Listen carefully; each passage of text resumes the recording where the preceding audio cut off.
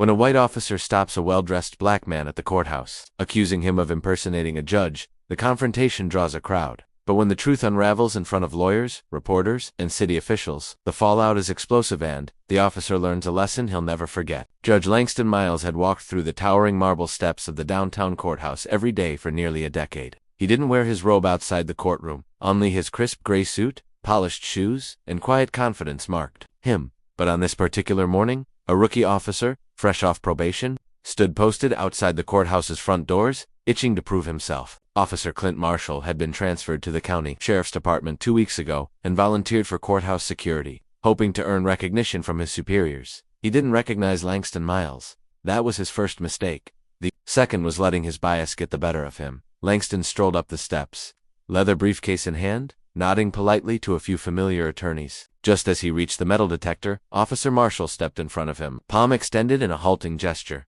"Sir, I'm going to need to see some identification. You don't belong back there," he said, his tone clipped. Langston blinked. "Excuse me, you heard me. This entrance is for employees of the courthouse, judges, attorneys, staff. Everyone else goes around the front." Langston arched a brow, his voice calm. "I am a judge." Officer Marshall scoffed. "Yeah. And I'm the president. I'm not going to tell you again back around the front." Lawyers who had been walking in stopped. Some turned around, confused. One or two recognized the judge. A hush fell. Langston took a deep breath, not out of fear or anger but out of long experience. He slowly reached into his coat pocket and pulled out his statute judicial ID card. "Judge Langston Miles, Superior Court."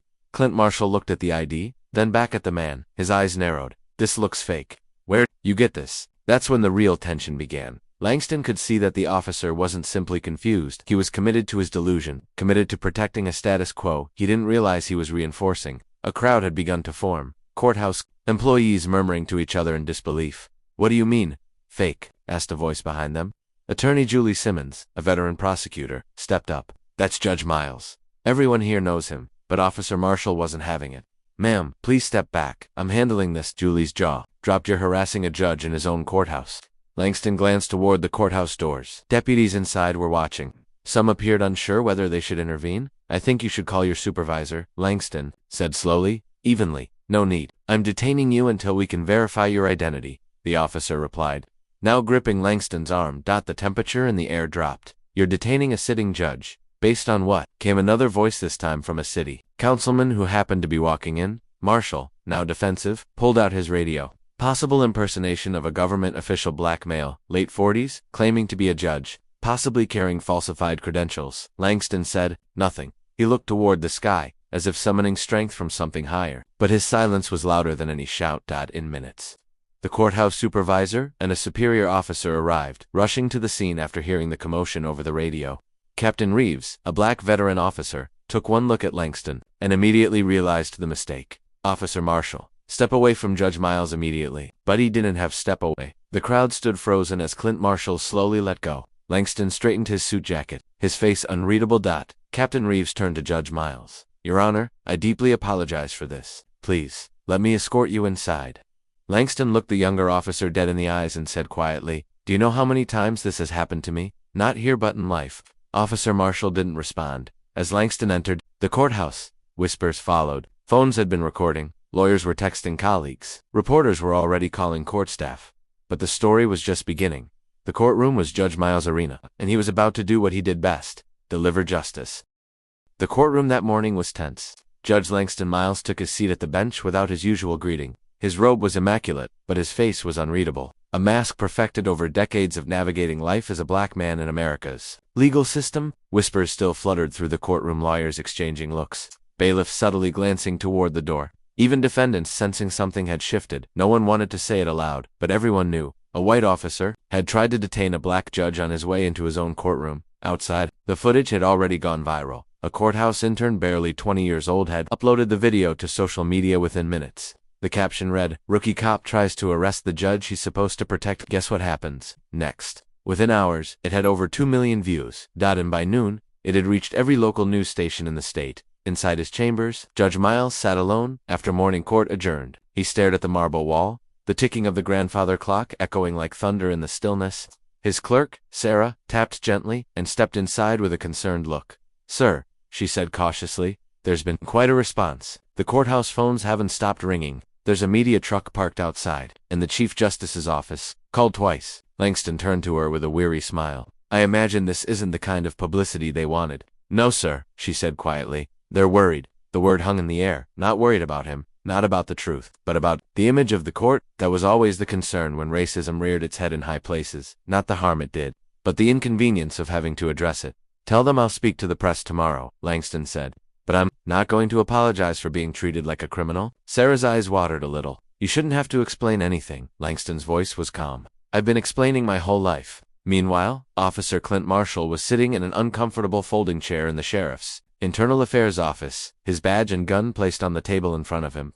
He was no longer wearing his uniform. Instead, he wore a blank expression and a growing knot in his stomach. Across from him sat Lieutenant Rebecca Ziegler, a no-nonsense investigator known for having zero tolerance for misconduct. She flipped through her notes as he tried to rationalize his actions. I followed protocol, Clint insisted, his voice low but defiant. He didn't look like a judge. He didn't have a badge. I thought you thought a well-dressed black man couldn't be a judge, Ziegler asked, her tone razor-sharp. No, that's not what I meant, Clint said quickly. It was suspicious he was coming in without showing proper credentials at first. He didn't identify himself immediately. Ziegler leaned forward. We have 6 eyewitness statements, attorneys, bailiffs, a city councilman who all recognized him. He even showed you his judicial ID, which you dismissed. Clint looked down. Ziegler dropped the hammer. You're suspended pending full investigation. Internal Affairs will determine whether your conduct was racially biased or a violation of protocol or both. Do not contact media. Do not return to the courthouse. You'll be notified about your hearing. Clint sat in stunned silence as she stood and left the room.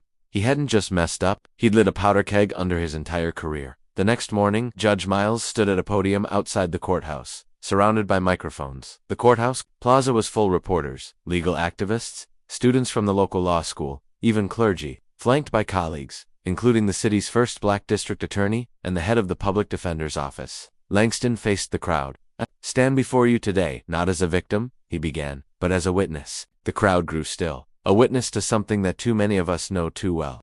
That no matter your title, your education, your position, your blackness can still be seen as a threat. He continued, voice steady.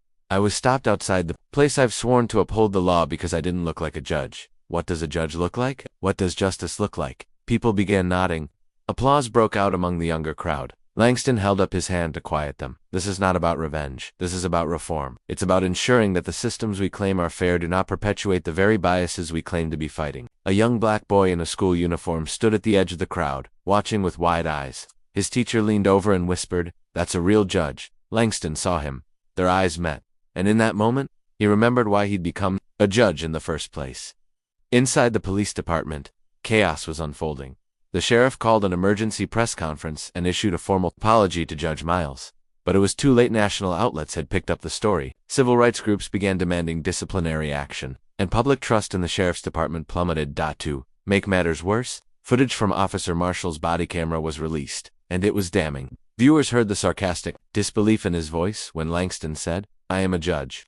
They heard the contempt, the challenge, the power trip. The court of public opinion was swift. But Langston had no interest in destroying the officer. In fact, he surprised everyone when he requested to speak at the officer's disciplinary hearing not as a victim, but as a voice for change. The hearing took place 1 week later in a packed municipal building, where a civilian oversight board sat behind a long table and a dozen cameras streamed the event live. Officer Marshall sat rigid, his lawyer at his side. His expression was no longer defiant. It was humbled, maybe even ashamed. Judge Langston entered the room, not in his robe, but in a dark blue suit, with a single white pocket square, calm, dignified. He was sworn in, then sat down before the board. I had been mistaken for a defendant. For a janitor? For security? Never once until I'm robed have I been assumed to be what I am, he said.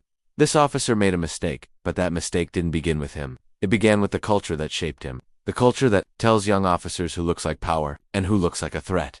The board listened, stunned. The cameras captured every word. I am not here to demand punishment, Langston continued. I am here to demand progress, retraining, reform, dialogue. If this officer is willing to learn, truly learn, I'd rather see him grow than be discarded. There was a pause. Even Officer Marshall looked up. Langston closed his statement with words that would be replayed across news channels for days. If we want justice to be blind, then we must teach it to see every face as equal. After the hearing, reporters swarmed Judge Miles, but he made only one statement. Today wasn't about me. It was about every person who's been misjudged because of how they look. The robes we wear on the bench aren't what make us judges. The judgment we show in moments like this, that's what defines justice." He walked away without another word, and the nation began to listen. Weeks had passed since the courthouse confrontation, but its ripples were still moving through every corner of the city and beyond. Judge Langston Miles had returned to his bench with quiet dignity, though he knew the world around him had shifted. What began as an ordinary morning walk into court had exploded into a national reckoning on race, justice, and perception. And while the news cycle had begun to spin toward new distractions, Langston's actions had struck a chord that refused to fade. His speech at the Oversight Board hearing had gone viral. Again, clips of his statement were played in college classrooms, police academies, and diversity training sessions across the country. Civil rights leaders praised him, editorials debated him, churches quoted him in Sunday sermons, and perhaps most striking of all, the National Bar Association formally nominated him for a Justice in Action Award, a rare honor given only to those who had impacted the justice system far beyond the courtroom. But Langston hadn't set out to become a symbol. He was just doing what he always did, holding the system accountable while somehow remaining part of it. One morning, his clerk Sarah stepped into his chambers with a look of pleasant surprise. "Judge, there's someone waiting to see you." "A student?" Langston raised an eyebrow. "A student," he said. "He saw your speech from the courthouse steps. Said it changed the way he sees himself." Langston stood. "Send him in." A moment later, a boy of about 12 walked in, nervously holding a notebook. He wore a school uniform and scuffed sneakers, and stood at the doorway as though unsure he was even allowed inside. Langston smiled gently. "Come on in, son. What's your name?" "Deshaun," the boy mumbled. "Well, Deshaun, what brings you here?" "I saw you that day, outside the courthouse. You talked about how people see you, and how it don't matter what you wear, that you're still you. And I thought, maybe I could be like that too." Langston sat down and motioned for him to come closer. "You thinking about law?" "I used to think that was just for, not for people like me. But then I saw you, and I thought maybe I could be a judge too. I drew this." He handed over a sheet of paper from his notebook. It was a pencil drawing of Langston at the courthouse steps, his fist raised slightly as he spoke to the crowd.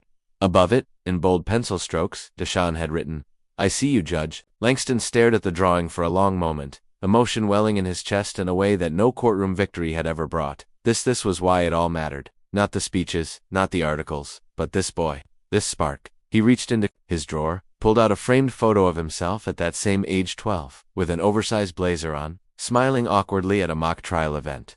He handed it to Deshaun. "Hang on to this. It's proof you can come from anywhere and still sit behind this bench." Deshaun took it as though it were a priceless treasure. Elsewhere in the city, things were changing too. The sheriff's department, under immense pressure from both public and legal entities, began a sweeping review of its training protocols. Officers were required to complete an intensive course titled Bias on the Bench, recognizing racial assumptions in judicial spaces, modeled in part on Langston's testimony. The department also partnered with the local NAACP and the law school to create community accountability panels. And Officer Clint Marshall, he remained suspended for 2 months, during which he was required to undergo a series of community outreach programs, including shadowing judges of diverse backgrounds. His first assignment? Attend Langston Miles' courtroom and observe quietly for 2 weeks. Langston didn't speak to him directly at first. He didn't have to.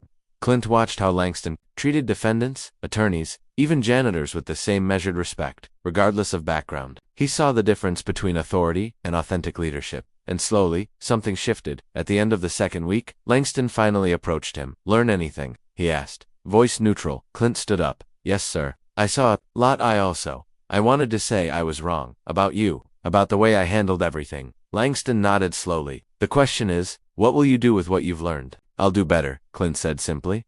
Langston studied him for a moment, then offered something rare: forgiveness. "Then, that's a start." Months later, Judge Miles received an invitation to Washington, D.C., to speak at a national judicial summit on equity in the justice system. His name was now cited in articles and seminars.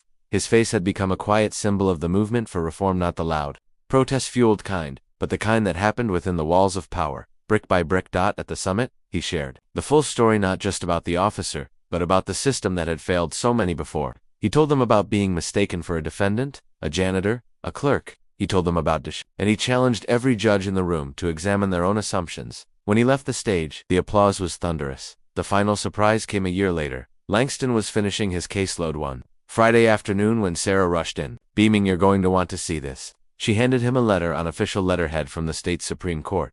He opened it slowly and read, "We are pleased to inform you that you have been selected to receive the Lifetime Service Award for Judicial Integrity. Your steadfast commitment to justice and your courageous response to injustice have reshaped the public trust in our courts." Langston sat back, stunned. He had never cared about accolades, but this felt like something more. A sign that the system had finally turned its gaze inward and, maybe, just maybe, was learning to see. He thought of his father, who had grown up under Jim Crow and never lived to see his son take the bench. He thought of his mother, who cleaned houses so he could afford books. And he thought of Deshaun at the awards ceremony. Langston stood before a room full of black robes and white collars, polished medals and shining eyes. His final speech echoed in every ear, "I did not choose the law to wear a robe. I chose it to take off the blindfold that justice too often hides behind. Because until we see each other fully past the surface, past the assumptions, we will never truly know what justice looks like." A pause. "And let me tell you, justice looks like all of us." He stepped back as the crowd rose to its feet.